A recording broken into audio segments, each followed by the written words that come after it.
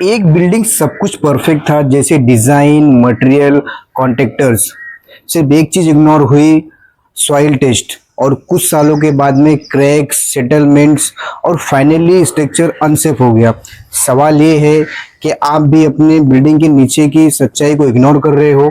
Construction में सब लोग ऊपर का देखते हैं, जैसे कॉलम कितना स्ट्रांग है, बीम कितना हेवी है, स्टील कितना यूज हुआ है, लेकिन नीचे क्या है उस पे कोई ध्यान नहीं देता है। सॉइल जो पूरा लोड उठाता है उसको टेस्ट करते नहीं है।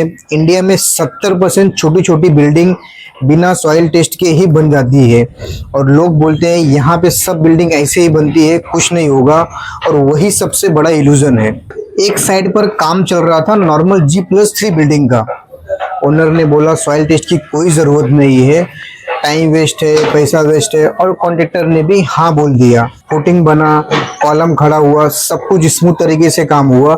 और 2 साल के बाद में दीवार में क्रैक्स, घर के दरवाजे जाम होने लगे, फ्लोर अनइवन शेप में होने लगा। रीजन, अनइवन सेटलमेंट का मतलब है सॉइल की एक साइड स्ट्रांग है और दूसरी साइड सॉइल वीक है। उसकी वजह से पूरा स्ट्रक्चर डिस्ट्रॉय हो गया। अब रिपेयर कॉस्ट 5 लाख से 15 लाख हो गया, और टेंशन अलग से। सॉइल टेस्ट हमें क्या बताता है? सॉइल की बेरिंग कैपेसिटी और टाइप्स ऑफ सॉइल बताता है, मतलब किस टाइप का सॉइल है, जैसे क्ले, सैंड और ब्लैक कॉटन। वाटर लेवल भी बताता है, सॉइल का सेटलमेंट बिहेवियर बताता है। अगर आप बिना सॉइल टेस्ट के डिजाइन करते हो तो इसका मतलब आप गेस कर रहे हो, और कंस्ट्रक्शन में गेस का मतलब होता है रिस्क।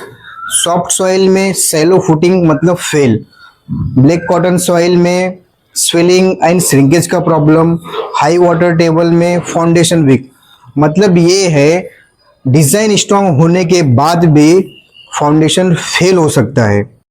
सॉइल टेस्ट को लेके लोगों का कॉमन मिथ क्या है? नियर बाय अगर सेम बिल्डिंग है तो अपना स्ट्रक्चर सेफ है, बट हर एक प्लॉट की सॉइल डिफरेंट टाइप की होती है। इंजीनियर देख लेगा, इंजीनियर भी विदाउट डाटा गेस करेगा। छोटी बिल्डिंग है, सॉइल टेस्ट की जरूरत नहीं है, बट स्मॉल बिल्डिंग भी फेल होती है।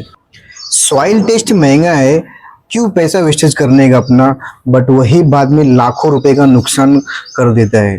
तो क्या करना चाहिए? इसके कुछ सॉल्यूशंस है, जैसे कंस्ट्रक्शन स्टार्ट करने से पहले सॉइल टेस्ट करना मस्ट इम्पॉर्टेंट।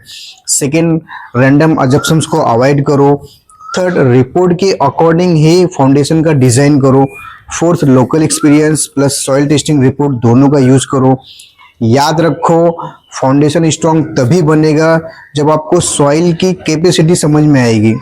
लोग घर बनाते वक्त टाइल्स, पेंट, डिजाइन पर लाखों रुपया खर्चा करते हैं, बट जो चीज उन्हें लाइफ भर सपोर्ट करती है उस पर 10,000 भी खर्चा नहीं करते हैं और इग्नोर करते हैं। याद रखो, सॉइल टेस्ट इग्नोर करना ये एक मिस्टेक नहीं, ये एक गैम्बल है। तो आप क्या चूज करोगे, सेविंग या सेफ्टी?